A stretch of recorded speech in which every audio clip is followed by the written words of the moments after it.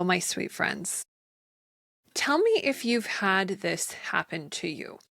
I know for me, I feel like this has happened to me probably more times than I could ever count, but it's a very interesting, energetic crossroads, if you will. Allow me to share how my guides described it. They said, you continue to choose with your will, with your mind, with your conscious mind. And it does give you some results, but you energetically keep running into the wall and it hurts. And it makes no sense because what once worked now no longer works. Feel familiar at all? You get to that moment where you've been through the situation before, it's coming up again. You feel like you know exactly what to do and you do it, you follow the steps, you do the procedure, whatever it is, and then it doesn't work. Or for me, where I feel it is it's like I keep trying to do something and it's like I literally run into some sort of wall. And it's not making any sense because I'm like, I've done this before. I've been successful with it. Why the heck isn't it working? And I will say from experience, this is where I start to get into the mindset or the mind frame of trying to fight to figure it out. Figuring it out. And instead, what my guides shared is that it's important to let it in or allow it. So there's no figuring out. There's just allowing the flow. And as they continued, they shared specifically, which I've shared this quote in an episode or two before because it's such a good one. But this is what they said as to why we get into this energetic kind of friction. Either it's not working, we're running into a wall, suddenly it transpires into something completely different, and here's why. You cannot solve a metaphysical problem with a human brain, with a human mind, with consciousness in its human form. You cannot. It must be broader. It must be bigger. So when we get into these moments where something has shifted and changed, often, as my guides have shared, it's because we have changed or shifted. There is something within us, within our consciousness, within our awareness. And I'd say for the most part, nothing's really off limits. So it could be something that we have chosen to regress or go back to, or it could be that we have ascended and now our vantage point from a consciousness perspective is much more vast. So when these moments happen, these just like, and they can be micro moments. Something just comes up, you're going in the routine and suddenly like, boom, it's not working. Allow this to be an invitation to take a pause, a moment, a breath. Because this is a pivotal fork road, converging place of choice. It is so crucial and actually it's so exciting because if we have, let's say, descended, this means that we have an opportunity to see it, to instead say, wow, okay, it seems like I'm regressing. I'm going back to what I used to do. This is an opportunity for me to step up and into my light and I will make a different choice. So I'm not going to hit this wall. Or if it's the opposite, if we have ascended to a higher point, it is sharing and showing and illustrating where we're at. So despite the frustration of now needing to have a different route, it is an opportunity for us to celebrate because it is a moment that gives us perspective and shows us, or basically illuminates right in front of us, where we actually are. And as my guides have shared previously with me in multiple different channeling sessions, this is often where our ego also starts to kind of get a little fussy. Like, hey, I know how to solve this, or why isn't this working? I'm just going to do it again because the last time I did it, it worked like this. And despite it being a square hole, and yet here I have a circular object and I'm trying to make it fit, and it's not. This is actually illustrating to us as soulful, energetic beings who are not our minds, that this is where our mind equipment, if you will, might have a little opportunity. My guides described it as not failing, because our ego likes to label things. Oh, this means I'm failing. Oh, this means I am not smart enough to solve this. Oh, this means that I don't know what I'm doing. When actually, it's limited in this capacity. And as my guides illuminated, it's actually not the right tool for the job. They shared first. Your mind's limits, your mind's capacity, it is always limited. Curious. So basically, they are confirming that our mind, as stellar and spectacular and awesome as it is, especially in moments of trying to navigate daily life, it's not perfect. And in these instances where something isn't working, we need to leverage other equipment. This is not the right tool for this job. And it is okay that it is limited, because we are supposed to be relying on the other equipment, our beautiful heart and soul. And I'm using equipment loosely to allow us, in contemplating the right tool for the job, the right equipment to use, that quite possibly this doesn't mean failure. This doesn't mean that it's not good. It just means that it's not the right one. It's like if I need a Phillips head screwdriver and I keep trying to use a flathead and it doesn't work. It's not that my screwdriver has an issue.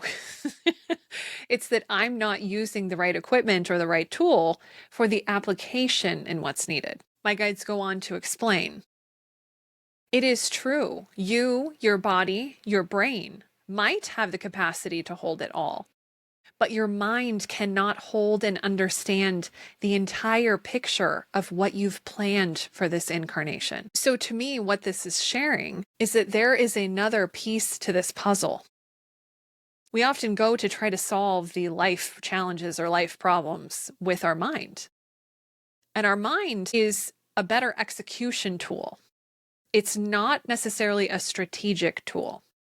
So if we are using it and it's not working, the solution is not to just keep pushing on it and keep trying to make it fit or keep trying to make it work. That is the definition of insanity, continuing to do the same thing, yet expecting different results each time. Instead, what this shares, or what this indicates or illuminates, is that in this moment, this equipment is not what you need to basically, quote, unquote, solve the issue, solve the problem, resolve the challenge.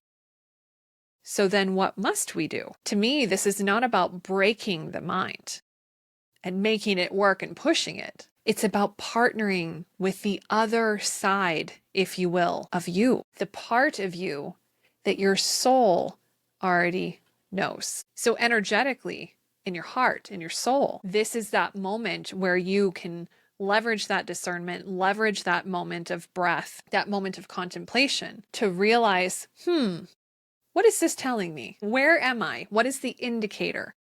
Okay, it's clearly that I have descended. I have chosen to go back to something that maybe worked for me in the past, that I had chosen to not do. And now I'm continuing to choose to do that. So now I have an opportunity, an invitation. Do I want to continue to do this? Do I want to step into my light? And or if we're on the other side and we have ascended, wow.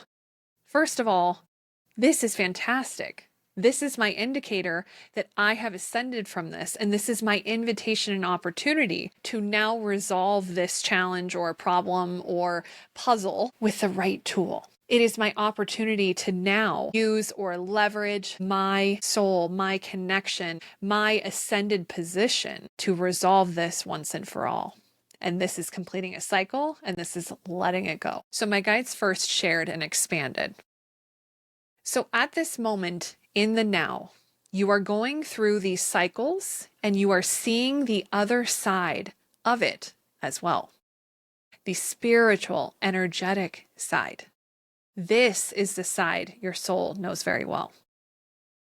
So if our mind cannot do it, then it is our soul, our heart, our energy, our vibration, who we are, the I am, the real you.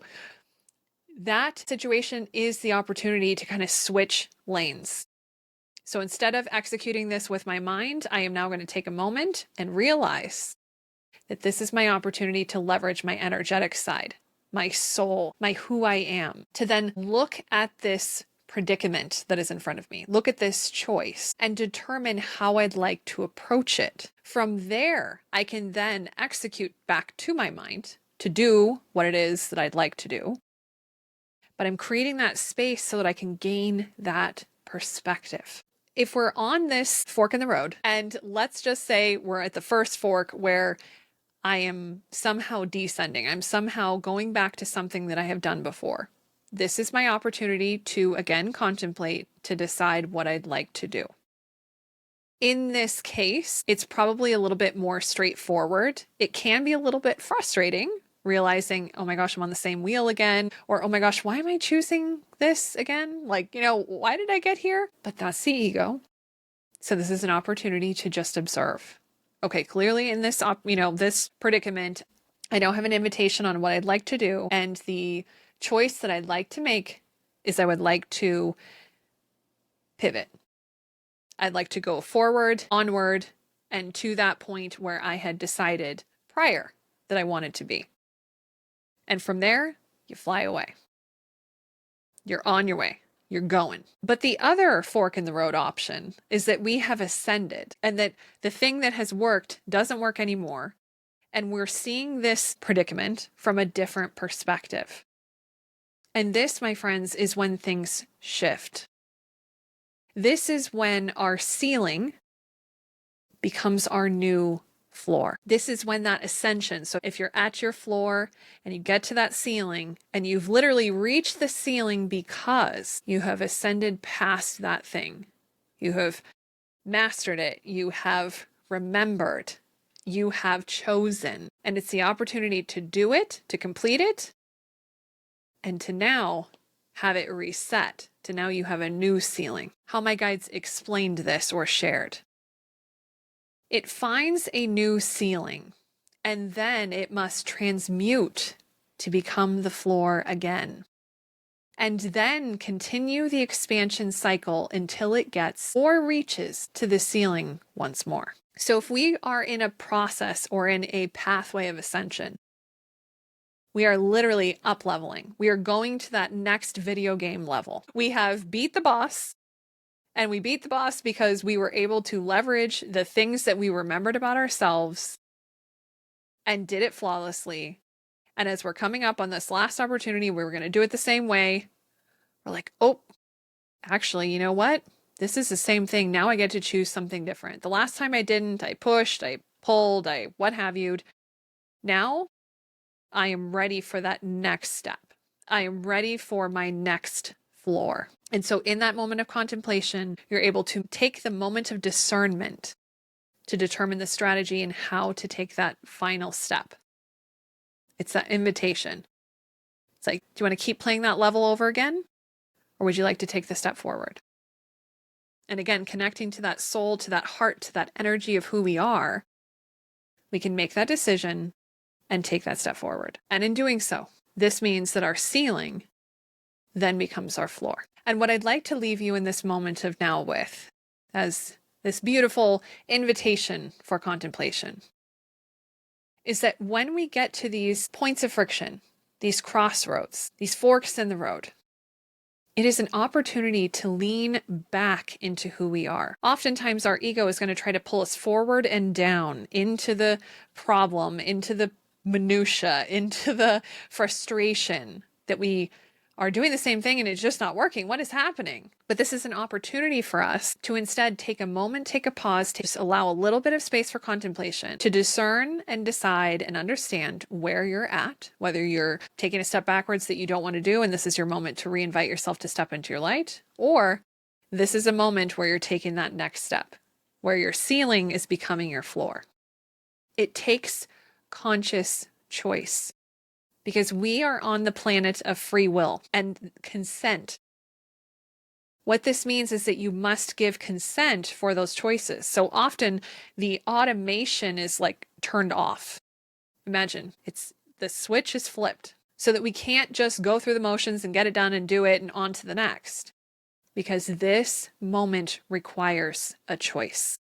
It requires the discernment. And if we are on that ascension side, it requires the choice, the conscious choice, that we want to take that step and we'd like to transmute our ceiling into our next and new floor. And this means there is an opening, a vast,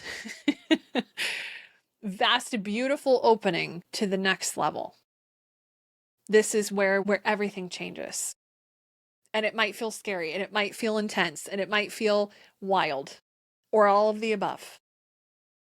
But we must give our consent for whatever that is. So remember, in these moments of choice, in these moments of friction, it's leaning back and making your decision on how you would like to move forward. Because regardless of your decision, it is yours to make. And if we leverage only our mind in these cases, this is where we continue to struggle.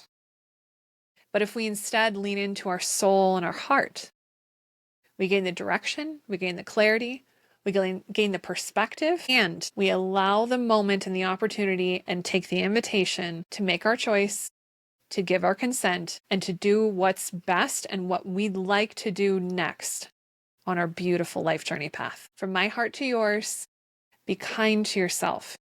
In these moments of friction, be kind. Lean into your soul and your heart. Because no matter what, this decision, this opportunity, if we put a little more perspective on it a year from now, it might not be that big of a deal. You might not even remember it. Or if you do, then take a moment. Connect with your heart. What do you deeply desire? Follow that. That is your beautiful North Star.